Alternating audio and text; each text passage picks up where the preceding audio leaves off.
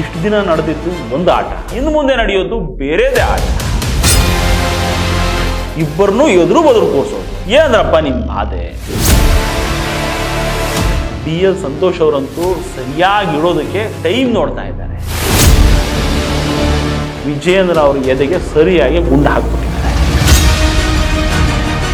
ಈಗ ಕಾದು ನೋಡಿ ಸರಿಯಾಗಿ ಹೊಡೆಯೋಕೆ ಮುಂದಾಗ್ಬಿಟ್ಟಿದ್ದಾರೆ.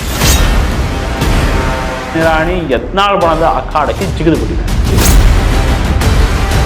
ಇರಾಣಿಯವರು ವಿಜಯೇಂದ್ರಗೆ ಇದ್ದಕ್ಕಿದ್ದಂತೆ ಕೈ ಕೊಡೋದಕ್ಕೂ ಕಾರಣ ಇದೆ.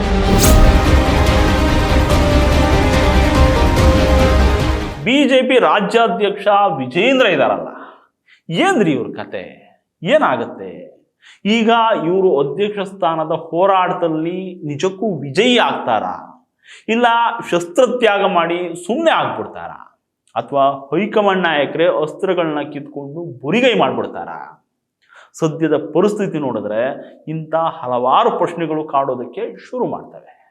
ಯಾಕಂದ್ರೆ ಇಷ್ಟು ದಿನ ನಡೆದಿದ್ದು ಒಂದು ಆಟ, ಆದರೆ ಇನ್ನು ಮುಂದೆ ನಡೆಯೋದು ಬೇರೆದೇ ಆಟ. ರಾಜ್ಯ ಬಿಜೆಪಿ ನಾಯಕರ ನಾಟಕ ನೋಡಿ ನೋಡಿ ಸಾಕಾದಂತಹ ದಿಲ್ಲಿ ನಾಯಕರು ಇದಕ್ಕೊಂದು ಫೈನಲ್ ಟಚ್ ಕೊಡೋದಕ್ಕೆ ಮುಂದಾಗ್ಬಿಟ್ಟಿದ್ದಾರೆ. ಇದರಿಂದಲೇ ನೋಡಿ ಎರಡೂ ಬಣದ ನಾಯಕರನ್ನ ಕರೆಸ್ಕೊಂಡಿರೋದು ಡೆಲ್ಲಿಗೆ. ಇದು national TV special wide angle. ನಾನು ಮಂಜು ಬಾಣಗೆರೆ.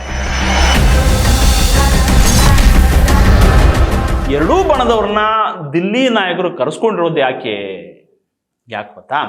ಇಲ್ಲೇ ಇರೋದು ನೋಡಿ ವಿಷಯ.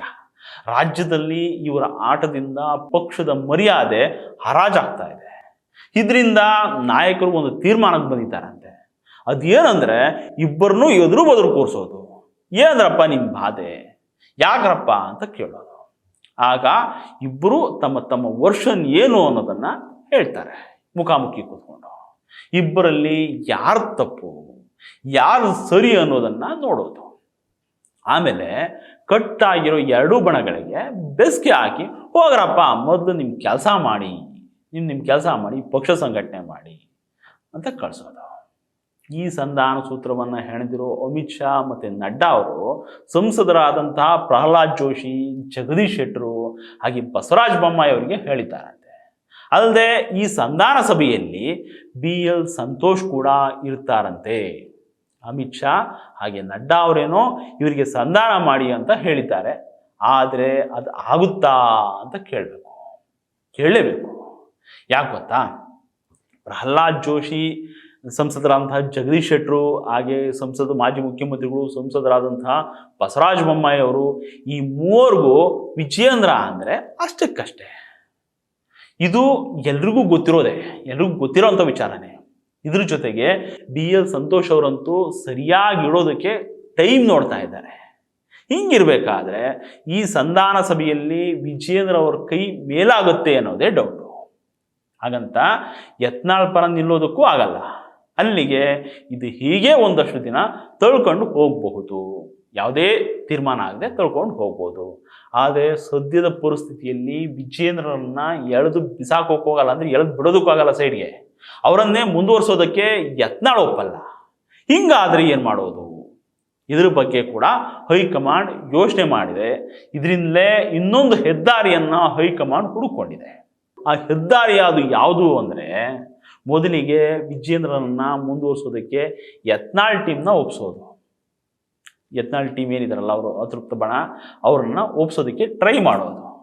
ಈಗಾಗಲೇ ದೆಹಲಿಯಲ್ಲಿ ಒಂದು ರೌಂಡು ಮಾತಾಡಿರುವಂತಹ ಯತ್ನಾಳ್ ಸಂಧಾನ ಸಾಧ್ಯನೇ ಇಲ್ಲ ಅಂತಿದ್ದಾರಂತೆ. ಈಗ ಆಲ್ರೆಡಿ ಒಂದು ರೌಂಡ್ ಮಾತಾಗಿದೆ, ಇದರಲ್ಲಿ ಸಂಧಾನ ಅನ್ನೋದು ಸಾಧ್ಯನೇ ಇಲ್ಲ ಅಂತ ಯತ್ನಾಳ್ ಹೇಳ್ಬಿಟ್ಟಿದ್ದಾರೆ. ಒಂದು ವೇಳೆ ಇದು ಸಾಧ್ಯವಾಗದಿದ್ರೆ ವಿಜಯೇಂದ್ರನನ್ನ ಕಟ್ಟಿ ಹಾಕೋದಕ್ಕೆ ಸಂಘದಿಂದ ಪ್ರಧಾನ ಕಾರ್ಯದರ್ಶಿಯನ್ನ ನೇಮಕ ಮಾಡೋದು. ಇದ್ರ ಜೊತೆಯಲ್ಲೇನೆ ಯತ್ನಾಳ್ ಬಣಕ್ಕೆ ಪಕ್ಷದಲ್ಲಿ ಒಂದಷ್ಟು ಮಹತ್ವದ ಸ್ಥಾನಗಳನ್ನು ಕೊಡೋದು. ಅದರಲ್ಲಿ ಜಿಲ್ಲಾಧ್ಯಕ್ಷರ ನೇಮಕದಲ್ಲೂ ಕೂಡ ಯತ್ನಾಳ್ ಬಣಕ್ಕೆ ಹೆಚ್ಚಿನ ಪ್ರಾಶಸ್ತ್ಯ, ಹೆಚ್ಚಿನ ಚಾನ್ಸ್ ಕೊಡೋದು ಅಂತ ಅಂದ್ಕೊಂಡಿದ್ದಾರೆ. ಒಂದು ವೇಳೆ ಇದಕ್ಕೂ ಯತ್ನಾಳ್ ಟೀಮ್ ಒಪ್ಪದೆ ಚುನಾವಣೆ ಆಗಲೇಬೇಕು ಅಂತ ಪಟ್ಟು ಹಿಡಿದ್ರೆ, ಆಯ್ತಪ್ಪ ಒಂದಷ್ಟು ದಿನ ಕಾಯಿರಿ ಅಂತ ಎರಡೂ ಬಣಕ್ಕೂ ಹೇಳಿ ಕಳಿಸೋದು. ಇದನ್ನೇ ಸದ್ಯದ ಮಟ್ಟಿಗೆ ಹೈಕಮಾಂಡ್ ಮಾಡೋಕೊಟ್ಟಿರೋದು. ಏನು ತೀರ್ಮಾನ ಅಂದ್ಕೊಂಡಿದ್ದಾರೆ ಮಾಡಬೇಕು ಅಂತ ಇದನ್ನೇ ಮಾಡೋಕೊಟ್ಟಿದ್ರು. ಇದರ ನಡುವೆ ಮತ್ತೊಂದು ತಲೆನೋವು ವಿಜಯೇಂದ್ರ ಅವರಿಗೆ ಎದುರಾಗ್ಬಿಟ್ಟಿದೆ. ಇದೆಲ್ಲ ಆಯ್ತಪ್ಪ, ಇದೆಲ್ಲ ಹಿಂಗೊಂದು ಲೆವೆಲಿಗೆ ಬಂತು ಅಂದರೆ ಮತ್ತೊಂದು ತಲೆನೋವು. ಏನಾ ತಲೆನೋವು? ಆ ನೋವನ್ನು ತಂದಿಡಿರೋದು ಯಾರು ಗೊತ್ತಾ? ಮಾಜಿ ಸಚಿವರಾದಂತಹ ಮುರುಗೇಶ್ ನಿರಾಣಿಯವರು.